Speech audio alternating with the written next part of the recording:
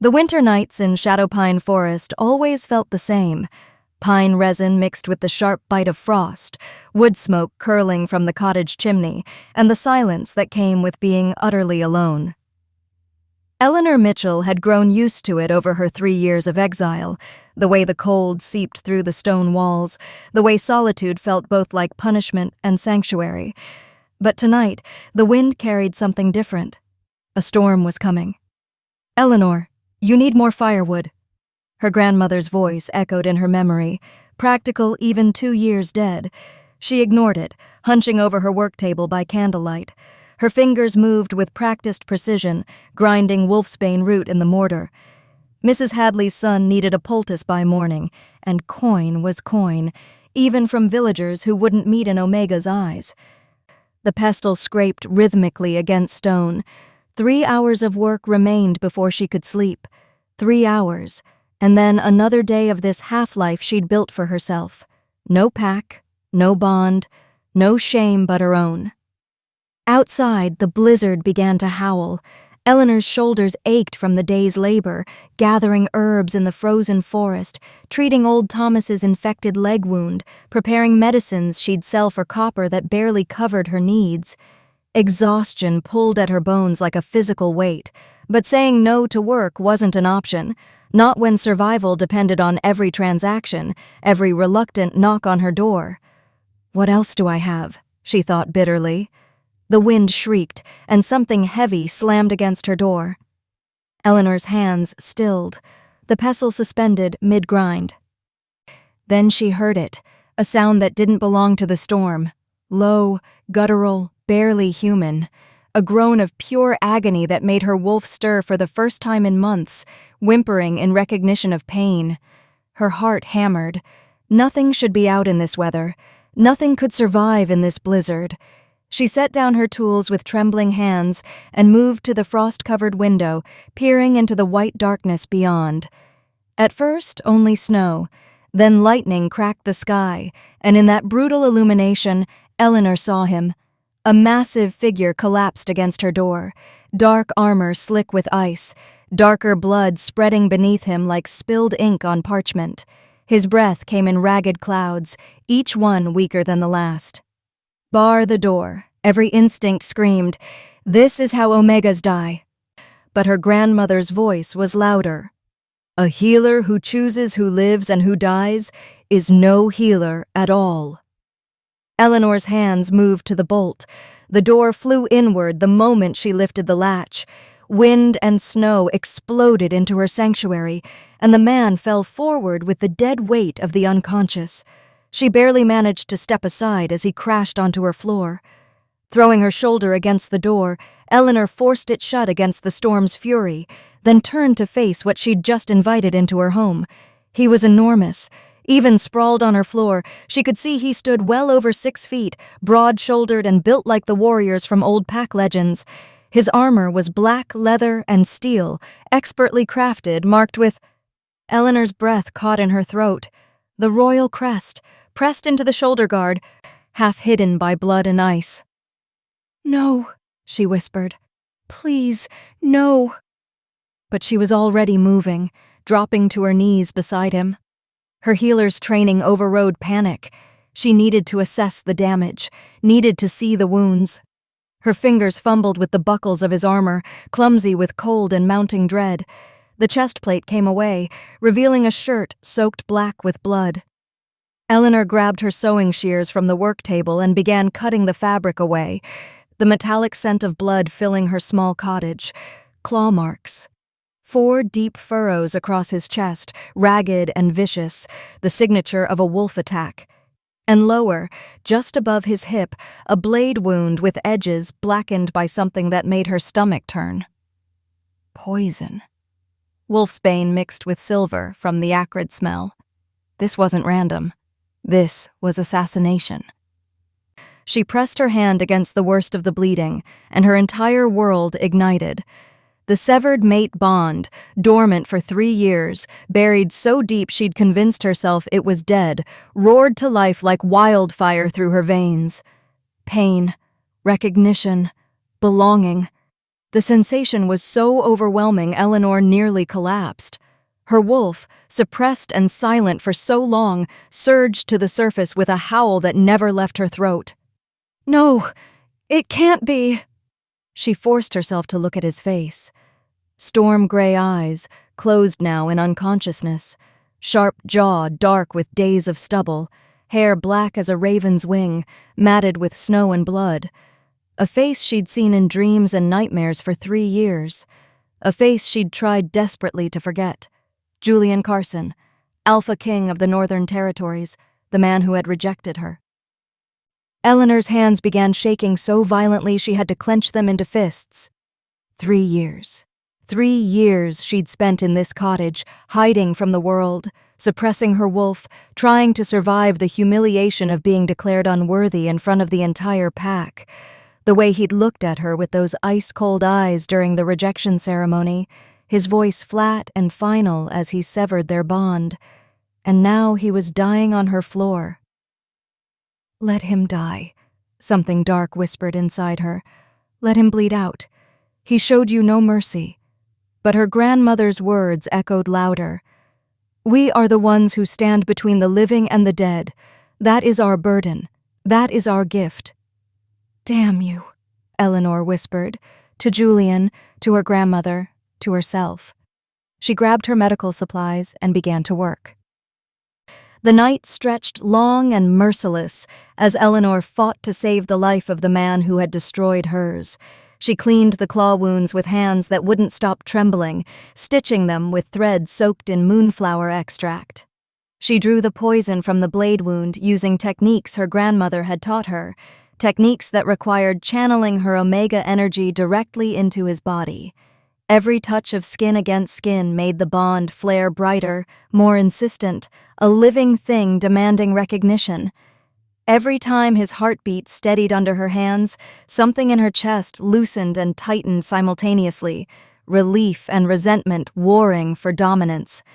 She worked in silence, broken only by the storm's howl and Julian's labored breathing. Tears she didn't remember crying dried cold on her cheeks. Her muscles screamed from exhaustion, but she didn't stop. Couldn't stop. By the time dawn's gray light began filtering through her window, Julian Carson's fever had broken. His breathing was steady and deep. The wounds, though severe, were clean and stitched. He would live. Eleanor sat back on her heels, her hands stained with his blood, her body trembling with exhaustion that went bone deep. The Alpha King was alive, and Eleanor Mitchell had just made the biggest mistake of her life. Dawn broke gray and cold over the shadow pine forest. Eleanor had fallen asleep, slumped against the wall, her body finally surrendering to exhaustion. She woke to movement, a shift in the air that made her wolf stir in warning. Julian Carson's eyes were open, storm gray, exactly as she remembered. For a heartbeat, they simply stared at each other across the small space of her cottage. Eleanor watched recognition dawn in his gaze, followed by something that looked like shock. His lips parted, and he spoke, his voice rough, barely a whisper. "Eleanor." Her name. He'd said her name. After 3 years of silence, of trying to forget the sound of his voice, hearing it now felt like a blade between her ribs. She opened her mouth to respond. To say what, she didn't know. Demand answers? Scream at him? Ask him why? But his eyes rolled back, consciousness slipping away again like water through her fingers. Eleanor lurched forward, pressing her fingers to his throat. His pulse was there, steady and strong, still alive, still. The door burst open. 2 massive warriors in black armor filled her doorway, moving with lethal grace. Eleanor scrambled backward, her heart hammering as they swept into the cottage with the efficiency of soldiers who'd done this 1,000 times. They assessed Julian in seconds, then lifted him between them as if he weighed nothing. "Wait," Eleanor started, but they were already moving, carrying the Alpha King toward the door. One of them paused, glancing back at her. His face was hidden behind a dark helmet, but his voice was clipped and professional. "You were never here. Understand?" Then they were gone, disappearing into the gray dawn like ghosts. The door swung shut behind them, and Eleanor was left alone in her cottage, staring at the blood staining her floor, wondering if the entire night had been some fever dream. The silence pressed in around her, broken only by the dying embers in her hearth. Hours crawled by. Eleanor tried to clean the blood, tried to return to her morning routine of preparing herbs and organizing her supplies, but her hands wouldn't stop shaking. The mate bond hummed in her chest, faint now that Julian was gone, but undeniably present, like a string pulled taut between them. She was grinding valerian root when she heard them. At first, just a distant sound, the crunch of boots on snow, the jingle of armor and weapons. Then more, and more, until the sound became a thunderous approach that made the ground itself seem to tremble. Eleanor moved to the window and felt the breath leave her lungs. Warriors. Dozens of them. No, hundreds. They emerged from the tree line like shadows given form, forming a perfect perimeter around her cottage. Black armor gleamed dully in the weak morning light. Weapons hung at their sides, swords, axes, bows. Every single one of them stood at attention, facing her small home with military precision. 100 men, maybe more, an army surrounding a single Omega in a cottage barely bigger than a storage shed. Terror clawed up Eleanor's throat. This wasn't protection, this was a siege. Heavy footsteps approached her door, and then came the knock, 3 solid strikes that rattled the frame. "Eleanor Mitchell!" The voice was deep, commanding, edged with barely contained urgency. "Open the door, now!" Her legs felt like water, but she forced herself to move. She lifted the bolt with trembling fingers and pulled the door open. A man stood on her threshold, tall and broad-shouldered, his armor bearing the insignia of the Royal Guard. His face was hard angles and iron discipline, dark hair cropped short, a scar running from his temple to his jaw. But it was his eyes that held her, amber gold, the mark of his wolf close to the surface. "Commander Owen Walker," he said, not bothering with pleasantries. "Second to Alpha King Julian Carson. You need to come with us, now." Eleanor's fingers tightened on the doorframe. "I don't—" "The King's wounds have reopened." Owen's voice cut through her protest like a blade. "The poison is spreading faster than our healers anticipated. It's a rare wolfsbane variant, designed specifically to prevent alpha healing. He's dying, Miss Mitchell, and you're the only one who can save him." "You have healers." "None with your abilities." His amber eyes bored into hers. "We know what you are, what your bloodline carries. Your Omega healing gift is the only thing that can draw this poison from his system." Eleanor's breath came short and sharp. "I can't just leave. I have patients in the village. Refusal isn't an option." Owen's voice dropped to something darker, more dangerous. "You treated the Alpha King and failed to report his presence. That alone is treason.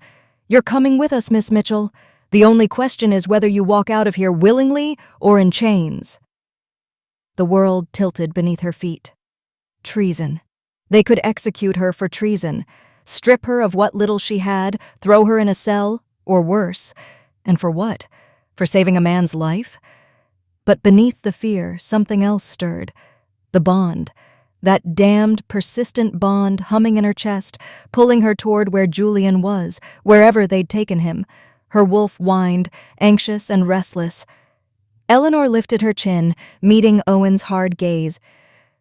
"I'll need my supplies." Something that might have been respect flickered across his face. "You have 5 minutes. Pack only what's necessary. We leave immediately." She gathered her herbs with numb fingers.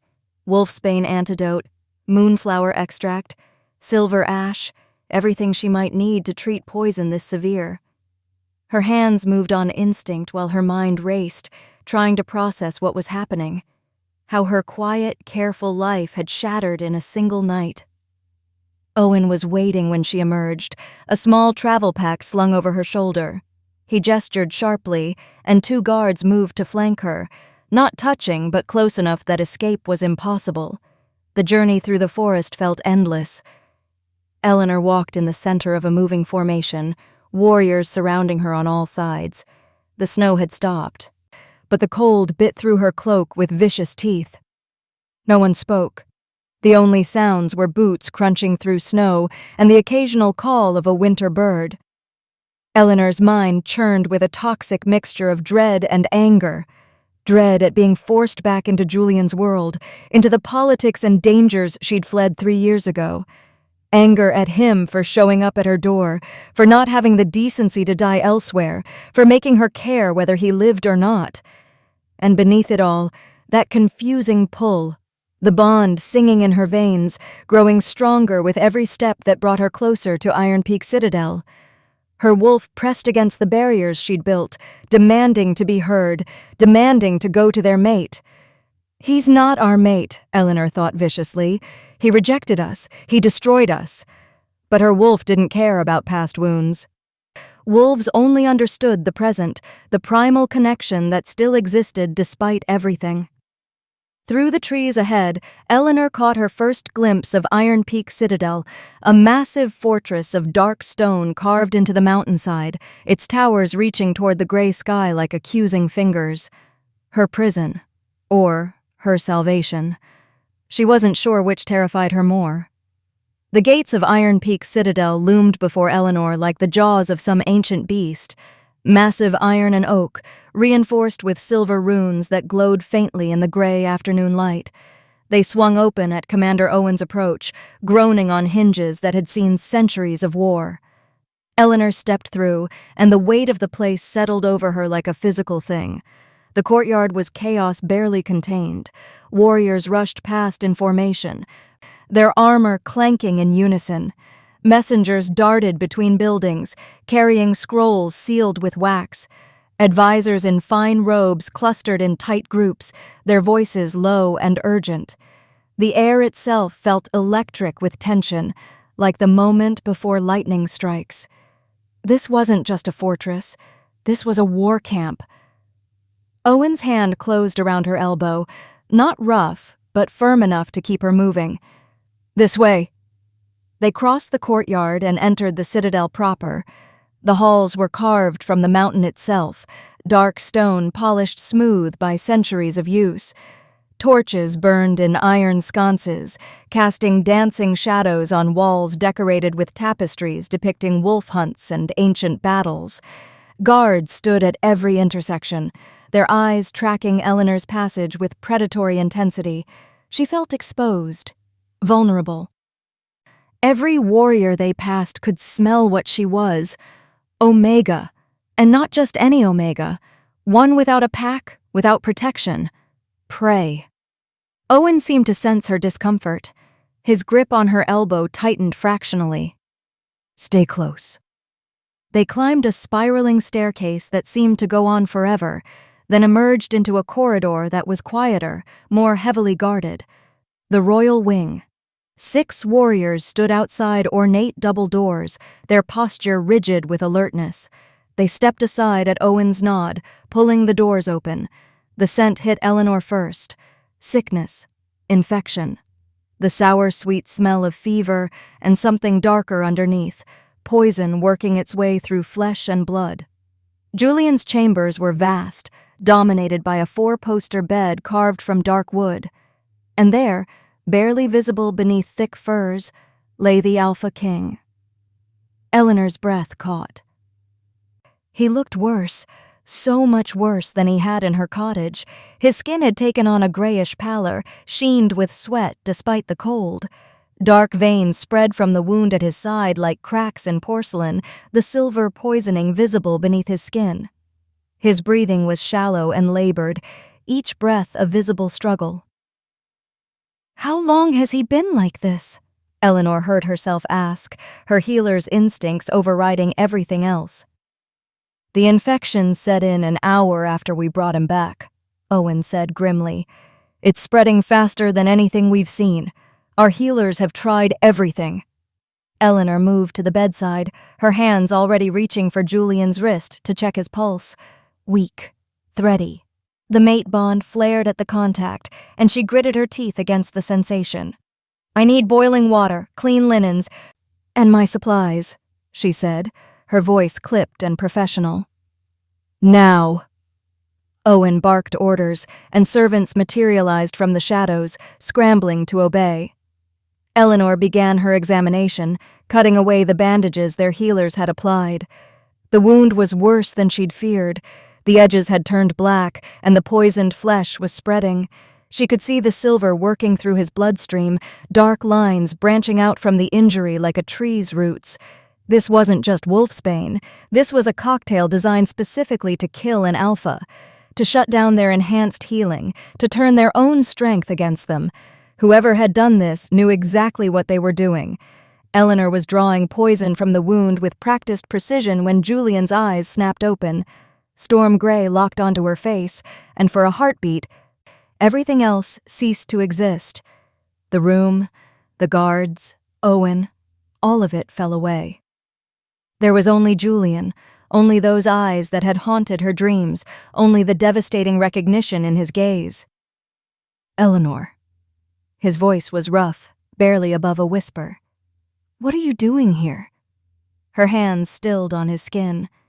3 years. 3 years of silence, of exile, of trying to forget. And the first thing he asked was what she was doing here. "Saving your life," she said, her voice colder than she'd intended. Again. Something flickered in his eyes, pain that had nothing to do with his wounds. "You shouldn't be here. It's not safe." "I didn't have a choice." Eleanor resumed her work, refusing to look at his face.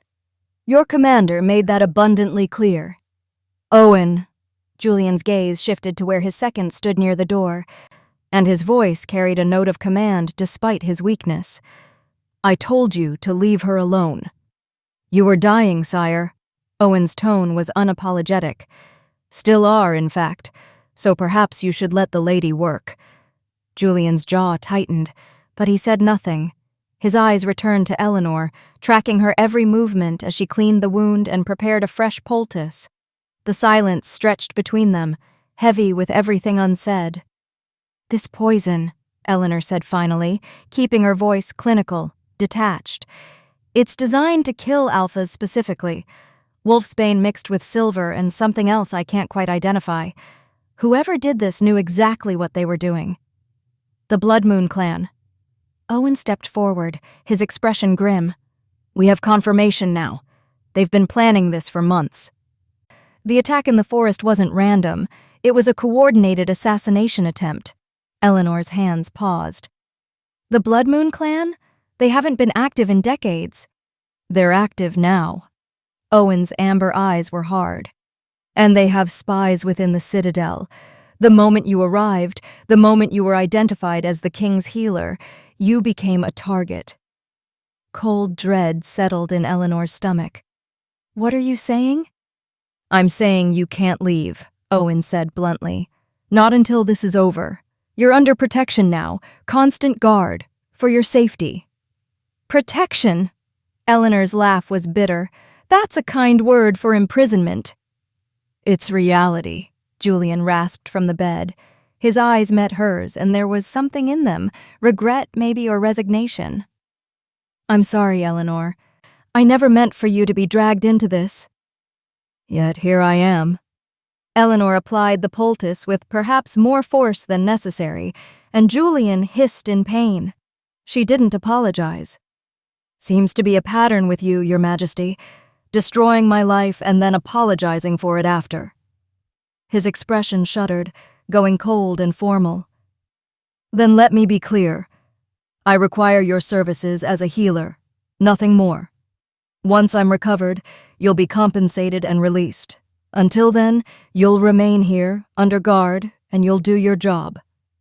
The words struck like physical blows, so formal, so distant, as if the bond humming between them didn't exist, as if he hadn't whispered her name at dawn like a prayer. "Of course, Your Majesty." Eleanor's voice matched his for coldness. "Just a job. I understand perfectly. She finished binding the wound with hands that shook, from anger or hurt she couldn't say. The mate bond writhed in her chest, confused and anguished at their proximity and their distance all at once. Owen cleared his throat. Miss Mitchell, I'll show you to your chambers. They're adjacent to the king's so you can monitor his condition. Eleanor nodded, not trusting herself to speak. She gathered her supplies with mechanical precision, refusing to look at Julian's face. As she reached the door, his voice stopped her. Eleanor. She turned, meeting his gaze one last time. Thank you, he said quietly, for not letting me die. Eleanor's throat tightened. Don't thank me yet, Your Majesty. We'll see if you survive the night. Then she was through the door, following Owen down the corridor, her heart hammering and the bond singing a mournful song in her chest. She was trapped in Iron Peak Citadel, trapped with the man who had destroyed her, trapped in a fortress full of enemies who wanted her dead. And the worst part? Some traitorous part of her was glad to be here. The poison fought her every step of the way. For 3 days, Eleanor worked to save Julian Carson's life. And for 3 days, the silver-laced wolfsbane resisted every treatment, every antidote, every remedy her grandmother had taught her. Standard methods weren't enough. The poison had burrowed too deep, wrapped itself around his vital organs like a parasite, which left only one option. The old way. The Omega way. Eleanor knelt beside Julian's bed, her hands hovering over the blackened wound. This technique was dangerous, not just for him, but for her. It required channeling her Omega energy directly into his body, using the mate bond as a conduit to draw the poison out through their connection. A connection that had been severed 3 years ago, a connection that should have been dead. But the bond was still there, damaged, fractured, but present, and she was about to make it so much worse. This will hurt, she warned him. Julian's fever-bright eyes met hers, and he nodded once. Eleanor placed her palms flat against his bare chest and opened herself to the bond. The connection slammed into place like a physical impact. Pain exploded through her nervous system, his pain, the poison burning through his veins, the infection spreading like wildfire. But beneath it, she felt him, his strength, his will, his desperate fight to survive. And something else. Something raw and aching that felt too much like longing. Eleanor gritted her teeth and began to pull. The poison resisted, clinging to his bloodstream with vicious tenacity. She drew it into herself, filtering it through her Omega energy, her body shaking with the effort. Sweat dripped down her face, her arms trembled. The bond between them flared brighter, stronger, no longer severed but temporarily reforged by necessity and desperation. Through their connection, she felt everything. His thoughts bleeding into hers, memories flickering past like shadows. Eleanor in the village, her head down, hands moving as she ground herbs, watching from the tree line. Always watching, making sure she was safe. The rejection ceremony. His voice steady as he spoke the words that would sever them, her face crumpling. The physical agony of breaking the bond, like tearing out his own heart. I have no choice. The curse, it will kill her. Better she hate me alive than love me dead. Eleanor jerked back, gasping, the connection breaking abruptly. Julian's eyes were closed, his body slack in fevered unconsciousness. Had she imagined it? Those fragments of memory, those whispered thoughts? A curse? She pressed her palms to his chest again, resuming the treatment, but the question burned in her mind. What curse? What was he talking about? Over the following days, the pattern repeated. Eleanor would channel her energy through the bond, drawing poison, and Julian would slip into delirium, his carefully constructed walls crumbling. He spoke in fragments, disconnected phrases that made no sense but felt vitally important. Couldn't let it take you. Watched you from the shadows. Gods, I'm sorry, Eleanor. The bloodline is cursed. Every Omega mate. Dead within a year. Worth it. Your hatred. As long as you're alive. Eleanor's hands shook as she worked, anger and confusion warring in her chest. A curse that killed Omega mates? Was he saying the rejection had been to protect her? That seemed impossible. Convenient. A lie designed to ease his guilt. But the raw agony in his delirious confessions felt too real to be fabricated. On the fourth day, Eleanor was preparing a fresh poultice when the dizziness hit. She stumbled, catching herself on the edge of the work table. The room spun violently, and her stomach lurched. Poison. The bitter taste of it on her tongue. Her medical supplies. Someone had tampered with her medical supplies. Eleanor's knees buckled, and she heard shouting. Owen's voice, guards rushing in.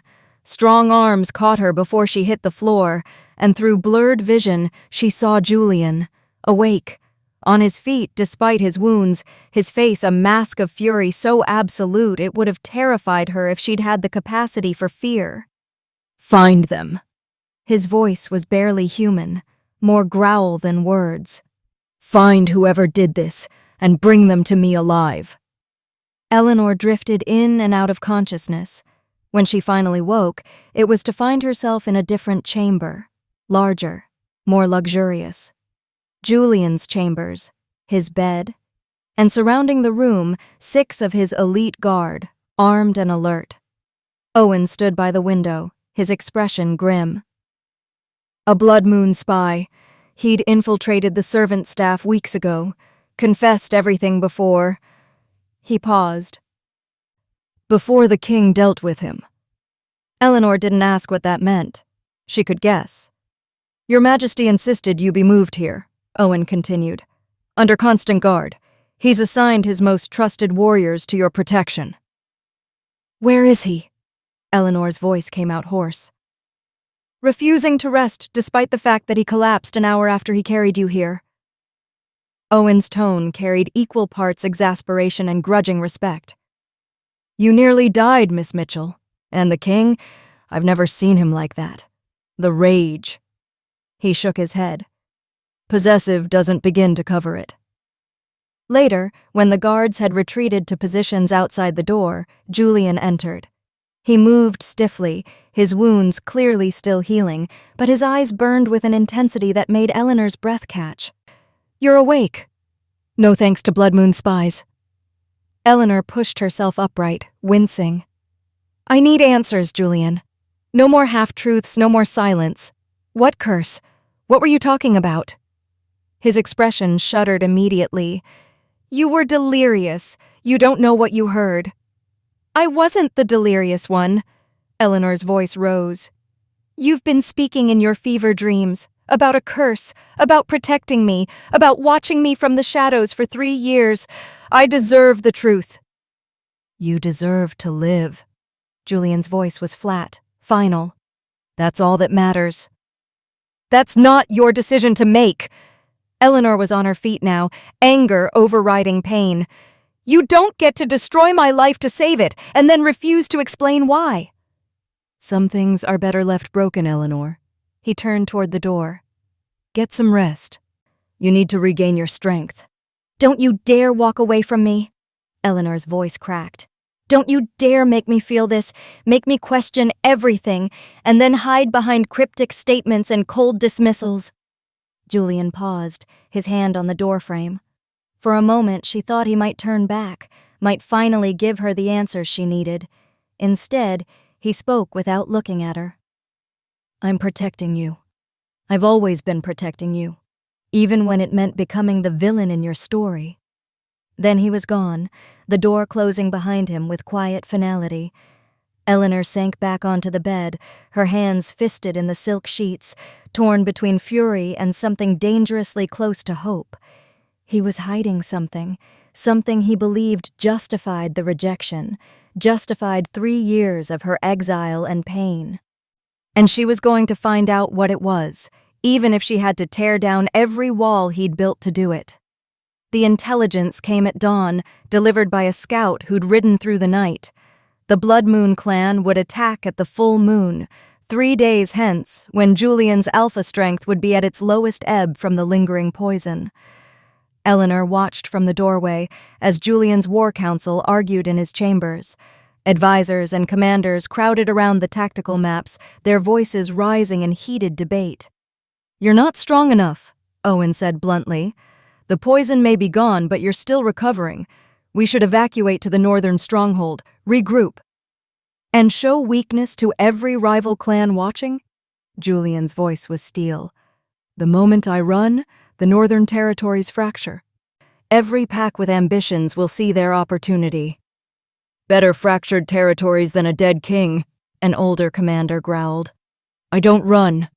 Julian's storm-gray eyes swept the room, and every man there felt the weight of his authority.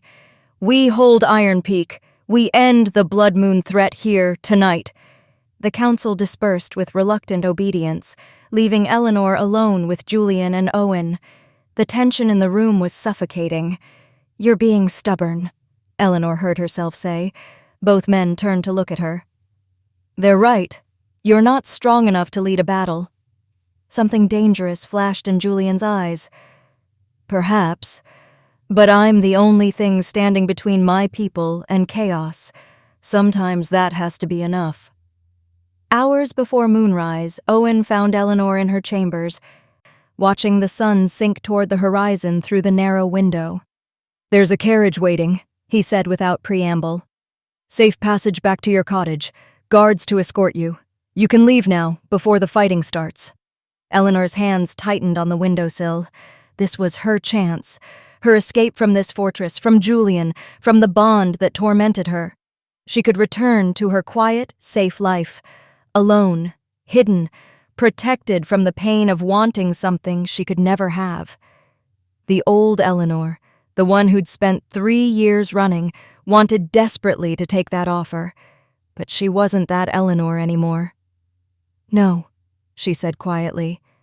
"I'm staying." Owen studied her for a long moment. "He won't ask you to." "I know." Eleanor turned to face him. "That's why I'm offering." The Blood Moon clan struck as the moon rose, full and silver against the darkening sky. 300 warriors poured through a breach in the outer wall, their battle cries echoing off the mountain stone. Eleanor watched from the ramparts as chaos erupted below, clashing steel, shouted orders, the screams of the wounded. Julian was already in the courtyard, armor strapped over still-healing wounds, sword in hand.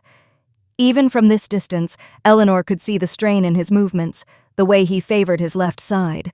He was going to get himself killed. She ran. Eleanor burst into the courtyard just as Julian was forming up his guard. 100 elite warriors, the best he had. They were outnumbered 3-1. "Eleanor, get back inside!" Julian's voice was a command, but she ignored it. She pushed through the warriors until she stood before him, her hands already reaching for his armor, for skin contact. "You need me. I need you safe. You need to survive this." Eleanor's eyes locked with his. "You're too weak to sustain your alpha power through a prolonged battle. But I can anchor you. I can channel my energy through the bond, keep you standing. We both know it's the only way." Julian's expression was anguished. "If you're hurt, then we're both hurt. That's how bonds work." She placed her palm against his chest, feeling his heartbeat thunder beneath her hand. "Stop trying to protect me and let me fight beside you." For a heartbeat, he hesitated. Then his hand covered hers, and the bond flared to life between them. "Stay close," he growled. "Behind my guard. Promise me." "I promise." The battle was brutal. The Blood Moon warriors fought with the desperation of those who knew failure meant death. Eleanor stayed in the center of Julian's formation, her hands maintaining contact with him through the chaos, channeling her Omega energy into his failing strength. She felt every blow he took, every surge of pain, every moment his body tried to give out, and she held him together through sheer will, the bond between them burning brighter than it had in 3 years. Julian fought like something more than human, his sword a silver blur, his commands sharp and tactical. He was everywhere at once, his presence rallying his warriors, his alpha power amplified by Eleanor's support rolling over the battlefield in waves. The tide began to turn. Eleanor saw the moment Robert Sutton realized he was losing. The Blood Moon clan leader stood at the breach, watching his forces falter against Julian's disciplined guard. His eyes found Eleanor across the chaos, and hatred twisted his features. Then Julian was there, between them, his blade at Sutton's throat. "Call them off," Julian's voice carried across the sudden quiet. "Or die here." Sutton's jaw clenched. Then grudgingly he raised his hand. A horn sounded. Retreat. The Blood Moon warriors pulled back, dragging their wounded, disappearing into the night. Sutton followed, but not before casting one last venomous look at Eleanor. "This isn't over," he spat. "Yes," Julian said quietly. "It is." The courtyard fell silent except for the groans of the wounded and the heavy breathing of exhausted warriors. Bodies littered the ground. More Blood Moon than Carson, but still too many. The victory had been costly. Julian swayed, and Eleanor was there instantly, her hands steadying him.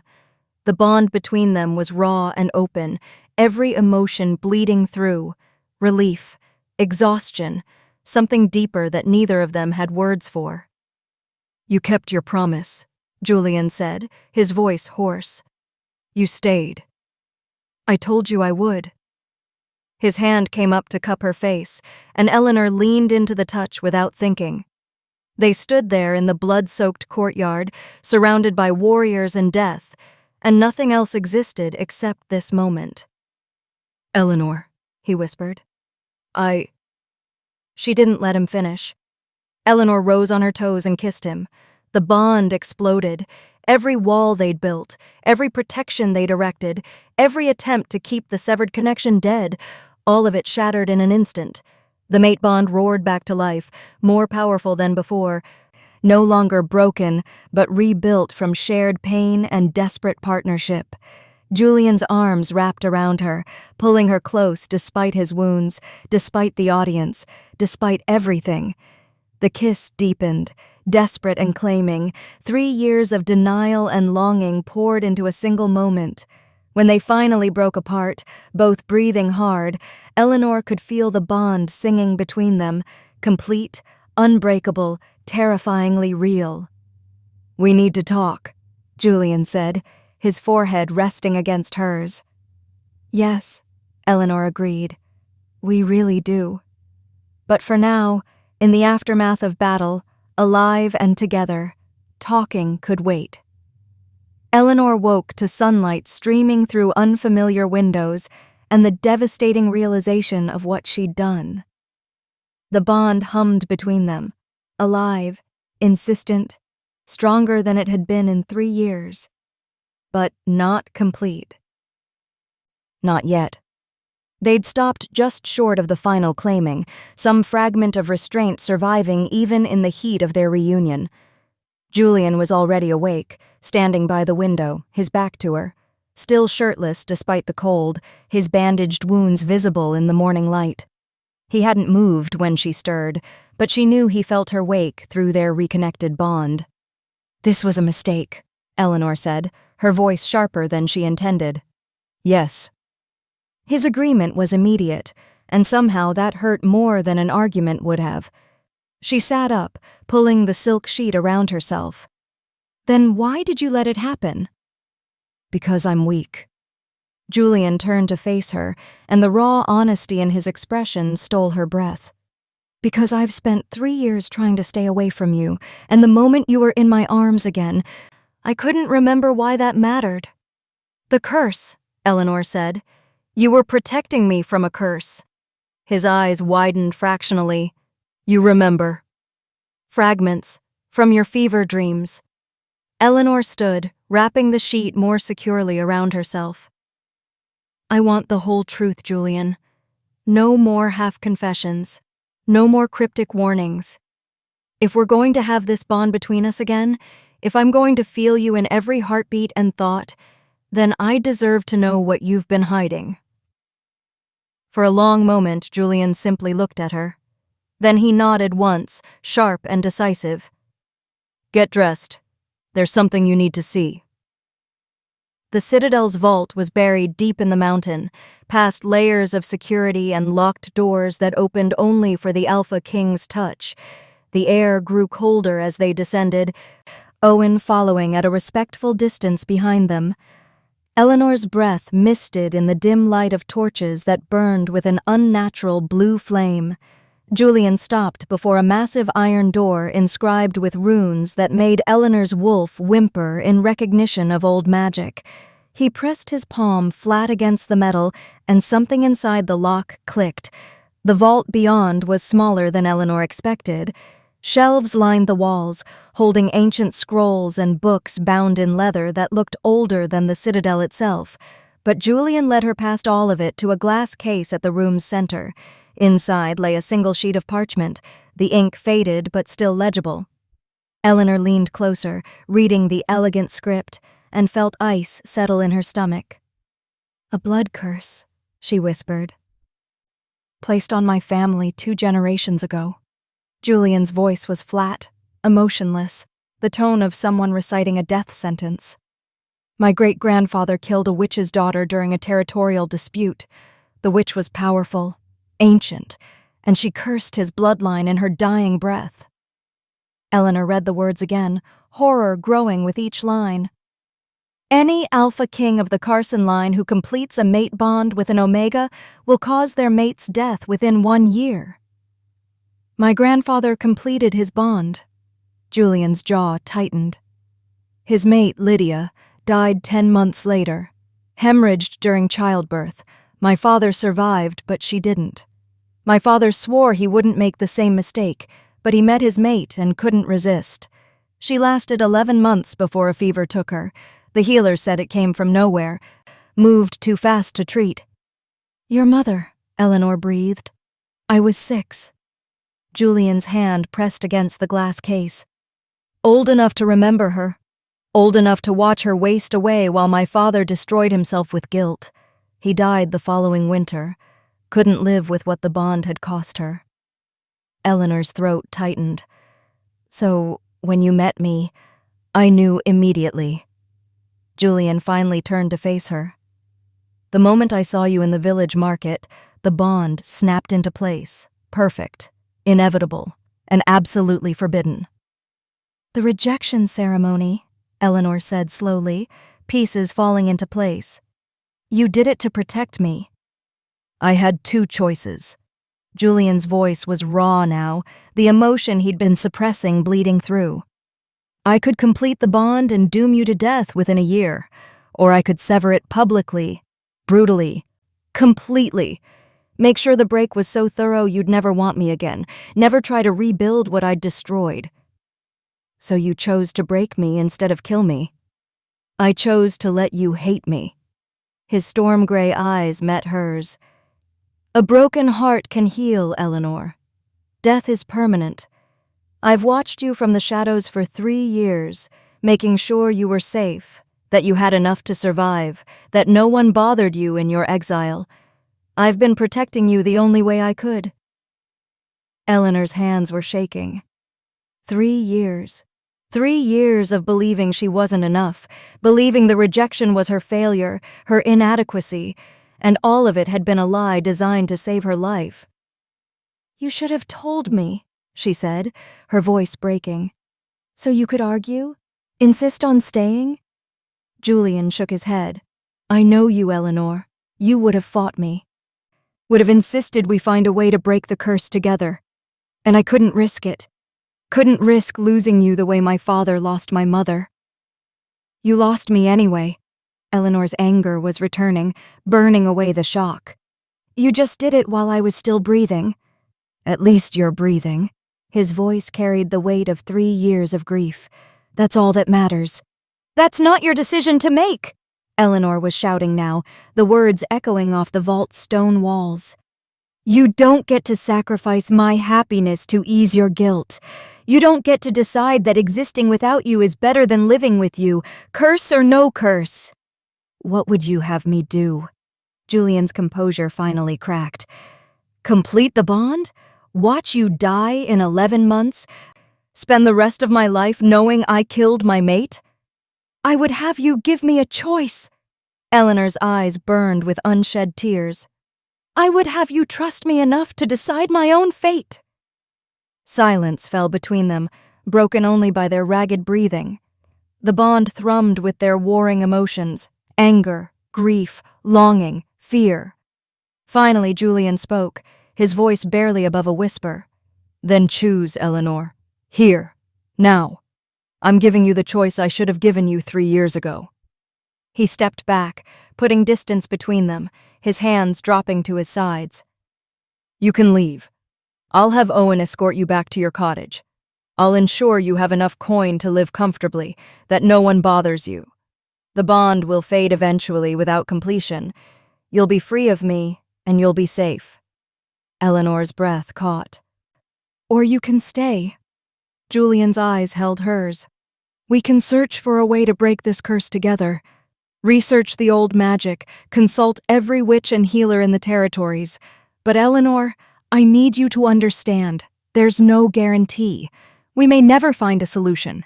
And if we complete the bond before we do, you'll have 1 year, 12 months. That's all the curse allows.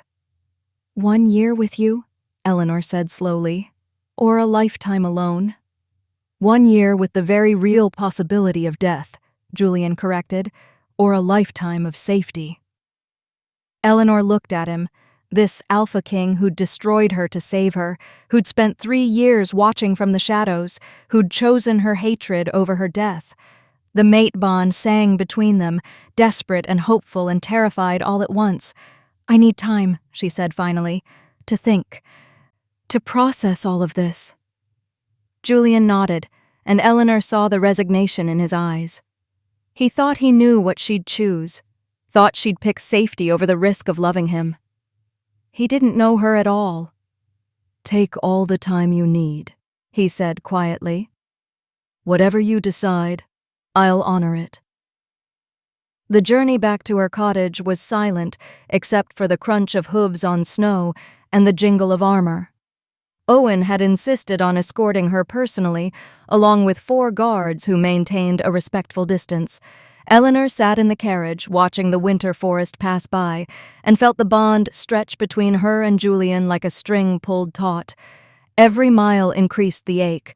Her wolf whimpered, confused and distressed at the growing distance from their mate.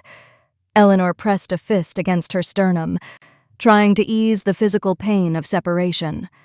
This was what the rest of her life would feel like if she chose safety, this constant, gnawing emptiness. When her cottage finally came into view, Eleanor felt nothing. No relief, no sense of homecoming. The small stone structure looked foreign to her now, too small, too isolated, too much like a tomb she'd built for herself. Owen helped her down from the carriage. We'll maintain a perimeter, he said quietly, for your protection. Take all the time you need, Miss Mitchell. Eleanor nodded, unable to speak past the lump in her throat, and pushed open her cottage door. The interior was exactly as she'd left it a week ago. Herbs still scattered on the work table, the blood stain from Julian's first night barely visible on the floorboards where she'd scrubbed it away. Everything familiar. Everything safe. Everything dead. Eleanor moved through the space like a ghost, touching objects that should have felt like home, but instead felt like relics from someone else's life. The mortar and pestle her grandmother had given her, the narrow bed where she'd spent countless sleepless nights, the window where she'd watched the forest and pretended she wasn't lonely. 3 years. 3 years she'd spent in this cottage, convincing herself she was surviving. But survival wasn't living. It was just a slower way of dying. She sank onto the bed, and something crinkled beneath her. A letter, sealed with the Carson crest, placed carefully on her pillow. Eleanor's hands shook as she broke the seal. Eleanor, I have never been a man of many words, and I find myself even more inadequate now, trying to express what you mean to me. What you have always meant to me. Loving you has been both my greatest joy and my deepest torment. Knowing you existed in this world, knowing our souls were bound together by forces older than time itself, that knowledge sustained me through battles, through political nightmares, through every dark moment of ruling these territories. But knowing I could never have you, that keeping you alive meant destroying any chance at happiness for either of us, that knowledge has been my constant punishment. I would rather live 1 year with you, truly bonded, truly together, than a century of this half-existence. But that is my choice, my desire, my selfish want. I will not make it for you. Whatever you decide, know this: you are the bravest person I have ever known. Your strength doesn't come from being an alpha or a warrior. It comes from continuing to heal, continuing to care, continuing to offer compassion to a world that has given you so little in return. That strength is yours alone. Use it however you see fit. If you choose to leave, I will honor that choice. I will ensure your safety and your peace for the rest of your days. And I will try to be grateful that somewhere in this world you are alive and breathing, even if I can never see you again. If you choose to stay, to fight this curse beside me, then I swear on my life, on my crown, on everything I am, that I will face it with you as an equal, not as your protector, but as your partner. We will break this curse together, or we will face whatever comes together. The choice, as it always should have been, is yours. Yours, Julian. Eleanor read the letter 3 times, tears streaming down her face. Then she set it carefully on the table and stood. She walked to the center of her cottage, closed her eyes, and reached for the part of herself she'd buried 3 years ago. "Come back to me," she called to her wolf. "I'm ready now." The shift came with agony. 3 years of suppression had left her wolf weak, fractured, barely more than a whisper of what she'd once been. Eleanor's bones cracked and reformed, her body convulsing with the transformation. She collapsed to the floor, gasping, as silver-white fur sprouted across her skin. But when the shift completed, when Eleanor stood on 4 legs for the first time in 3 years, the liberation was worth every moment of pain. Her wolf howled, a sound of grief and rage, and finally, hope. "We've been dead," her wolf spoke in the wordless language of instinct. "Alive, but dead. No more." Eleanor shifted back to human form, her body trembling but her mind clearer than it had been in years. The curse might kill her body in a year, but fear had already killed her spirit. She'd been a ghost for 3 years, haunting her own life. No more. She found the communication crystal Julian had left her, a small, smooth stone that would carry her message directly to him. Eleanor held it in her palm and spoke clearly. "I'm coming back. But on my terms, Julian. I'm not a fragile thing that needs protecting. I'm not a problem you solve alone. We face this curse as equals, as partners. We research together, we fight together, and if we fail together. And if I only get 1 year with you," her voice cracked but held firm, "then I want it to be 1 real year. 1 year of actually living, not just existing. 1 year of being whole instead of broken." She paused, then added softly, "I choose you. I choose us. I choose life, however long or short it may be." The crystal pulsed once, warm in her palm, acknowledging that her message had been received. Eleanor packed quickly, not everything, just what mattered. Her grandmother's medical journals, a few changes of clothes, the letter Julian had written, carefully folded and pressed against her heart. She was lacing her boots when she heard the horses. Through the window, Eleanor saw them coming. Not Owen's small escort, but a full contingent. 20 guards at least, and at their head, riding a massive black stallion, was Julian himself. He'd come for her. Eleanor threw open the door and stepped out into the snow. Julian dismounted before his horse had fully stopped, his storm-gray eyes locked on her face. The bond between them sang with recognition, relief, and fierce, undeniable joy. "You came," Eleanor said. "You called." Julian stopped a few feet away, as if afraid to hope, afraid to assume. "Did you mean it? Everything you said?" "Every word." Eleanor closed the distance between them, reaching up to cup his face. No more protecting me from difficult choices. No more deciding what's best for me. We're partners now, Julian. Equals.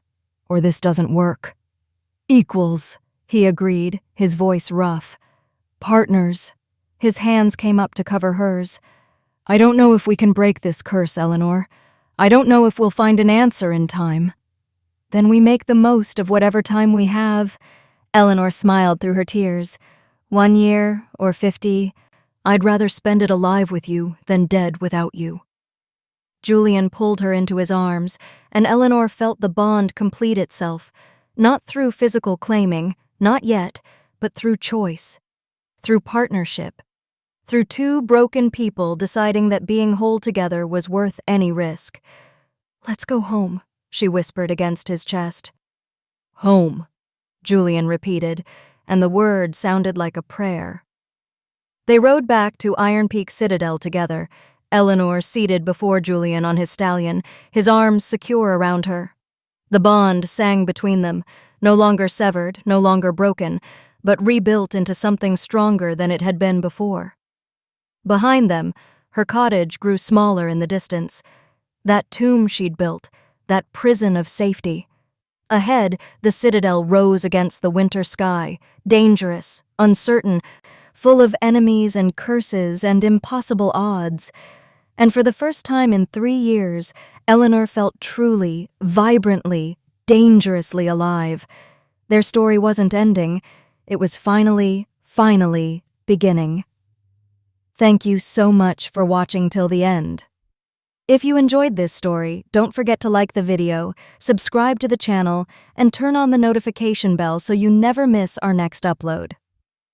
I'd also love to hear your thoughts. Tell me in the comments what you think about this story and where you're watching from. Your support means a lot and helps us keep creating more stories like this. Until next time, stay safe, stay inspired.